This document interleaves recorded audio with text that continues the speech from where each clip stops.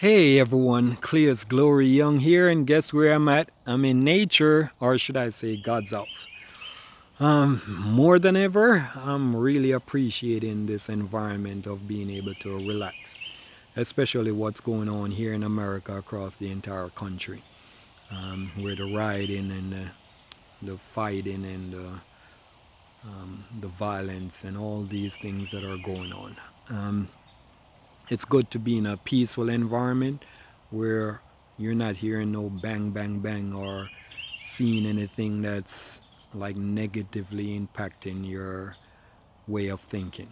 But beyond that, yesterday I sat down and I was like, all right, why is it that I'm not so involved with things like this, yet still I'm a avid community member? And the first thing that came to mind was, one, when it comes to rioting or picketing or looting, that's not me. But on the other end, it's like if you're saying, hey, let's create something that's going to be something that's put in place for the well being of someone or the race or the culture, like that's me. I'm more of on the creating it, not on the destructive end. But at the same time, I do understand the destructive end. So that's one component. The other component that I recall was moving from Jamaica and coming here to live in America. I lived in the Poconos. And one thing that I realized at that particular time was that it was predominantly white. So I went to high school in the Poconos, and most of the people that were in that school were white, which I didn't have a problem with.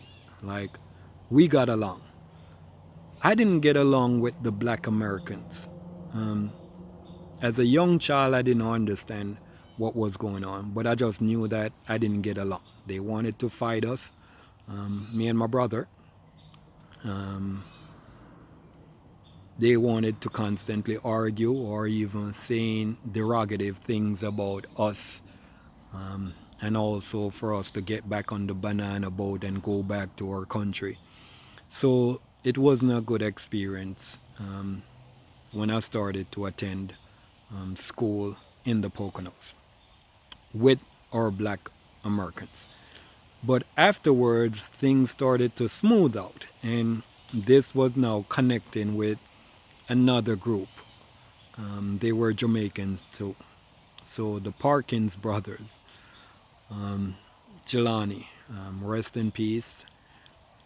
But this person really was there along with his two other brothers to help us transition in high school, where at the end of the day, anyone that says anything that's demeaning about Jamaicans or myself particularly, or try to have any fights or anything, you can go call Jelani. And don't let Jelani go call his brothers, because that would be a whole different. But for me, it was like having these individuals that were there to really help me transition in high school. So again, rest in peace from Jelani. That component played a big part. Another component that I realized after high school was working for a company, Toys R Us. And I recall that there was a group, I guess the Click and a Dominican group. And no matter what, they wouldn't talk to me. Whether it's lunchtime or we had small breaks or any little interaction within the company, they wouldn't talk to me.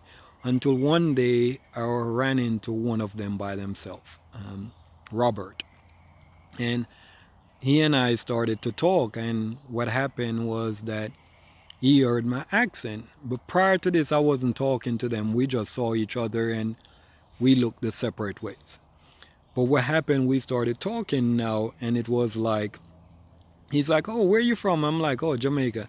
He's like, oh, I thought you was a black American.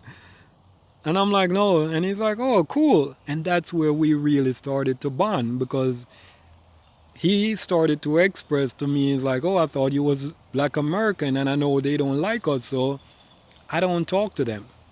So that moment right there, it became something where we started to bond to the point where he's like, he started introducing me to his clique now, and to the point where he even allowed me to come spend the weekend with him and his family, like in the Bronx. So when we didn't have work, it's like I'm in New York, spending time with this group, and it's like a whole different experience compared to where it was this person that wasn't talking to me because he thought I was Black American. And when I looked at that, it was looking at it saying that it wasn't just in high school that I saw that Black Americans were against Jamaicans. Now I saw that it was against Dominicans too, other Caribbean people. And I'll get into that later on. But that for me really started having me look at, okay, what's going on here in America. And one of the things that I started to look at was that they were saying that we were coming over here to take their jobs. I don't know where that started, and that may have happened, but it wasn't all of us. And then really think about it. Like, if people are leaving from another country and coming over here, it's like they have to work. And it's like the jobs that I was looking at was like, okay, these are minimal jobs. Like, so I don't know what the contention was back then, but now I understand it now that I'm older. And I'll get into that later on. But that's how I started to look at it from yesterday. Like, why don't I get involved in things like that? And those were the two components. One, what happened in high school and the job. And then two, I'm more of a creative person, not on the destructive aspect. But I started to look at it from an avid community member. Okay, this is going on. How do you get involved? So one of the things that I did, I penned a poem yesterday.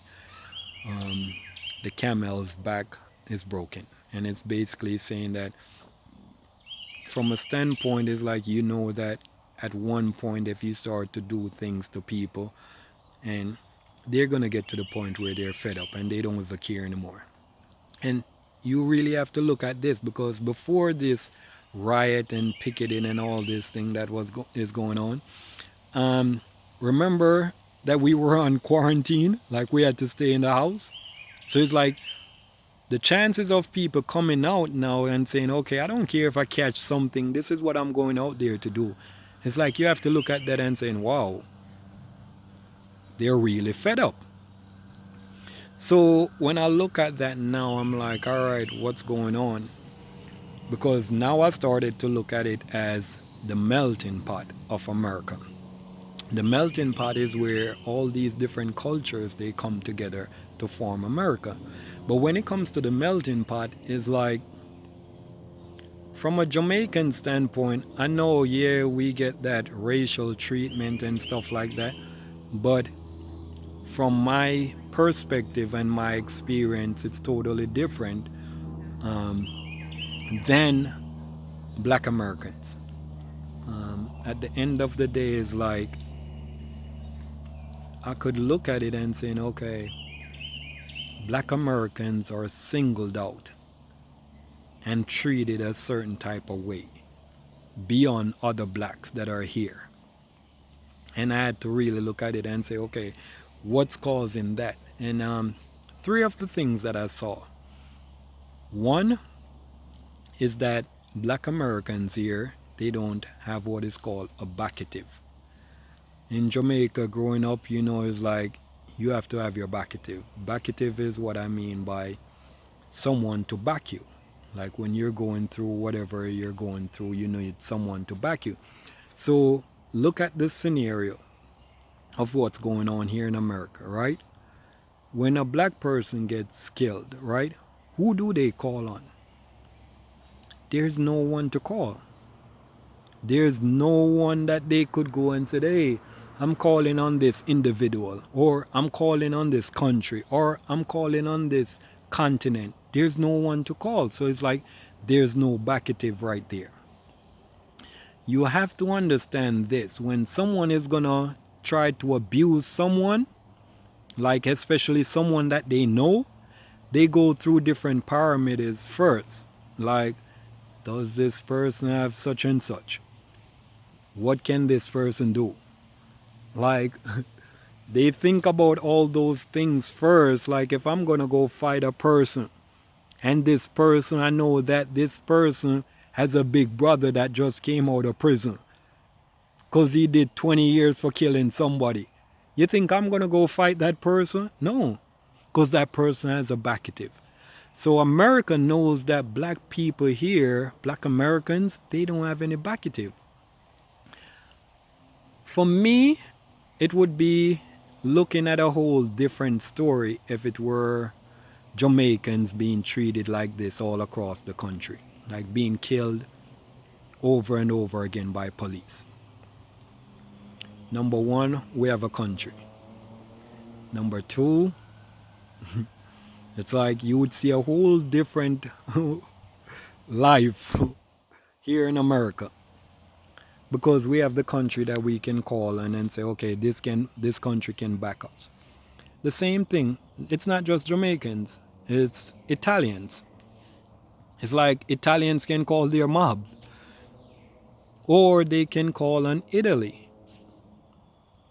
The same thing with the Chinese. The Chinese can call on their country or their economics. So the idea is that looking at it is like you have to have something that could back you, whether it's a person, right? Or whether it's a country, or whether it's a continent, or whether it's some type of economic stability. Like, there's nothing that you can put on the table and say, okay, America, if you don't stop treating me like this, I'm going to pull this off the table. And they'll be looking at it and like, oh, I don't want this. Like, perfect example is like if you continue to demonstrate an act of saying killing Chinese all over America, and China look at it and say, you know what, I'm going to pull the plug on the productivity that we do for the country. America wouldn't want that. So they have something that they can back the Chinese. So it's like that's their backative. So that's the first component. The second component that I look at is when I was in high school, and I don't know if the new Jamaicans or new Caribbean people that are coming up here are experiencing this. But when I was in high school, they used to say, black Americans again, they used to say, hey, get back on your boat and go back to your country, your banana boat. And they would make fun of us. So the second component that I looked at was black, black Americans here don't have anywhere to run to. They don't have anywhere. Like, think about it. Where are they going to go? They don't have anywhere. So you have to understand this. When two people are in a relationship, as white America and black America, they're in a relationship of sharing the same space. So in a relationship that, say, a man and a woman is together, and whosoever owns the house, chances are they would look at the person and say, okay, if I'm going to abuse you, do you have anywhere to run? Because if you don't have anywhere to run, the abuse is going to be more than if you have somewhere to run. So you have to understand that, because America is looking at it and saying, okay, you guys don't have anywhere to run to. It's like I could constantly abuse you. So from that standpoint, and I'm just using myself as an example, it's like if you say, okay, we're going to treat Jamaicans like this all across the country. It's like we can get up and literally now, as they're used to mock us, and it's like we'll say, okay, we'll get on our banana boat and we'll go back to Jamaica. We have a place to go, which means that we don't have to sit in the abuse. So America knows that black Americans don't have anywhere to run to, so they'll continue to treat black Americans like that. And the third component is actually history. There's no history of black Americans over here doing anything significant. to the point where when it comes to the treatment that black Americans are getting, there's no history that says, hey, let me look at that because this is what they did and I don't want to mess with them. It's like, think about it. If you're in pursuit of fighting someone that you know, and you know that, hey, this person has beat up 10 other people before, you think that you're going to approach that person in the same way as if you knew that this person didn't beat up anyone? It's a different approach. So, again, using the example, at some point of my life here in America, when I introduce myself to different people, they'll be like, oh, you're Jamaican? I'm not messing with you. You guys are crazy. Or are all of us crazy? No. But there's a history of the crazy Jamaicans, the stuff that they did, like, you know not to mess with the Jamaicans. So we have that history, the same thing now. We got our independence from the British. They came to Jamaica, and whatever went down there, they didn't like what went on. So the Jamaicans fought that British war, and we got our independence from that war.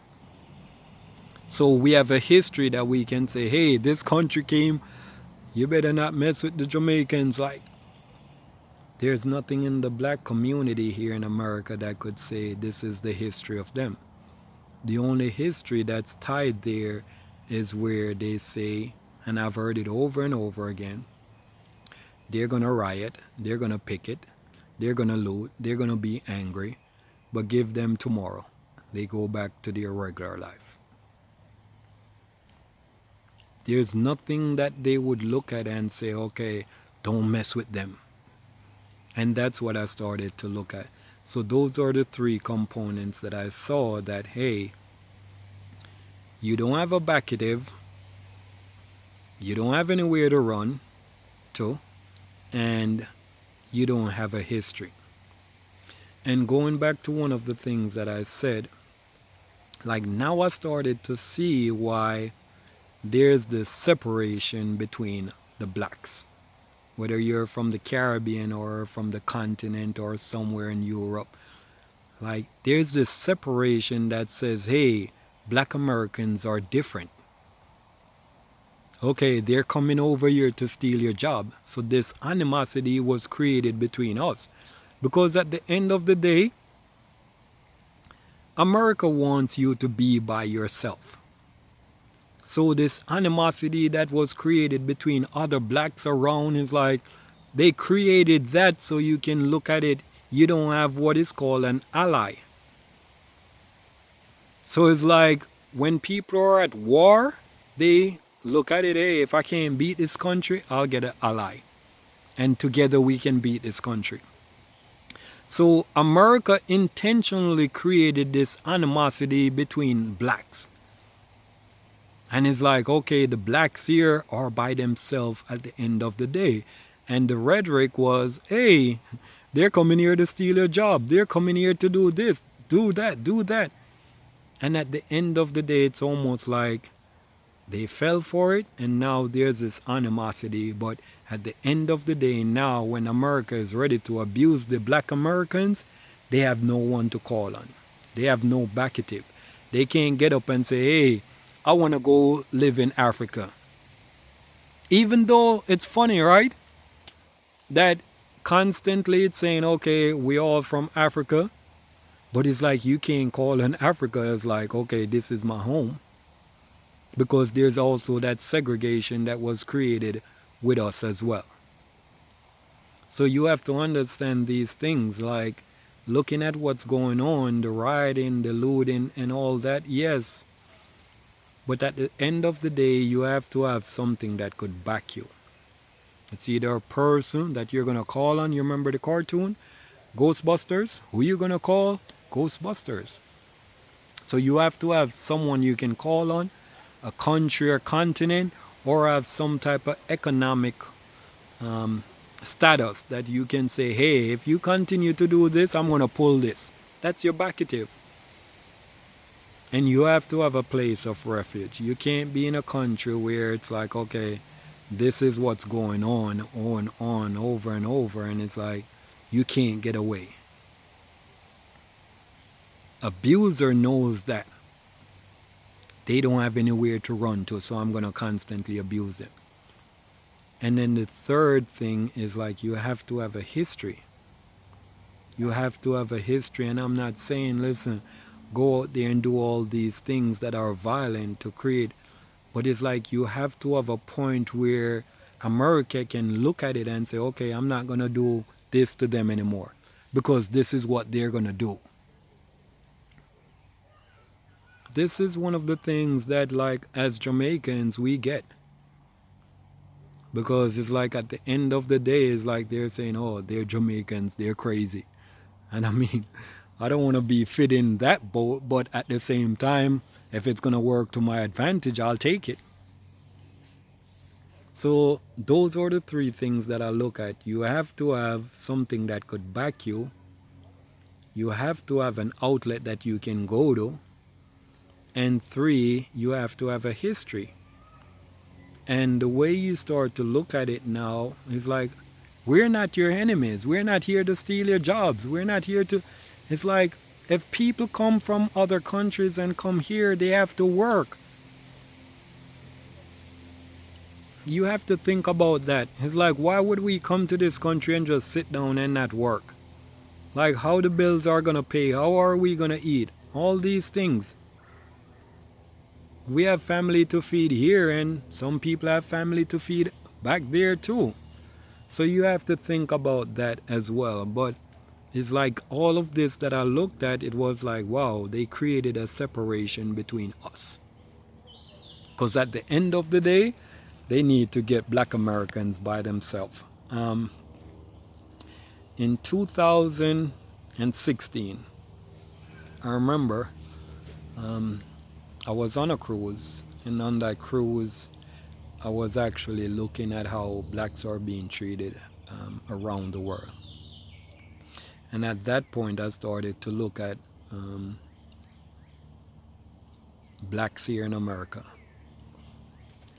And at that point, I started to understand why blacks here in America is treated that way.